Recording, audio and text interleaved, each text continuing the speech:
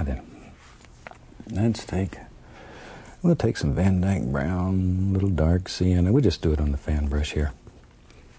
And maybe we have our stone lives right here. And all I'm doing is just putting in some very basic little shapes. Very basic little shape. Maybe there's a big projection right there. We're just going to fill that in with a lot of dark color. Shoot, maybe more rocks project out, down. There. Got to make them little noises to get them rocks just right. And we'll take the small knife, or the big one, whichever one you prefer. Little dark sienna, a little white, little blue in part of it. See, there's 2 or 3 different colors going on here now. So they're just not all the same. Just in one pile, though, you can have several things happening. And that way, you can get a multitude of things on your knife in one loading. See, just cut across and get a little roll. We'll go up here, and maybe there's a little light playing right through there, and sort of sing. See, you can sort of bend that over so that rock just sort of hangs over there. And there it comes. Maybe there's a, we're all the way over. Barely touching the canvas.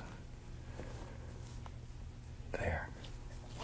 And in the shadow part of it, there's very little color. Very little color. Only out here where you think light would strike. I want to keep it quite dark so it does not lose its effectiveness. But just begin thinking about rocks and stones and how they would set in here. You can actually just about sculpt them as you're doing these things with a knife. Shoot, look at here. Maybe this big old rock comes down. There we go. See, once again, got to make those little noises.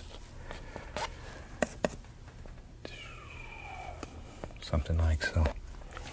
Now then, we'll take a clean and very dry, large brush. And this is 2 hairs and some air. Just barely touch it and begin pulling that paint a little bit, just a little. There, see? Barely touching. But you have to follow those angles in there. You have to follow those angles or it just doesn't work out right. But this is one of the easiest, nicest ways of making large, effective stones that people will really think you work for long periods of time. And at home, you can set and add and blend and add and blend until you get it exactly the way you want it. But with this large brush here, it's the most gentle touch, just that gentle, like a whisper floating over there. And we can tap that brush into the least little touch of titanium white, least little touch, just the corner, top corner, and we can create the illusion of mist right there. Least little bit of titanium white, though. It's like making a little cloud down at the bottom.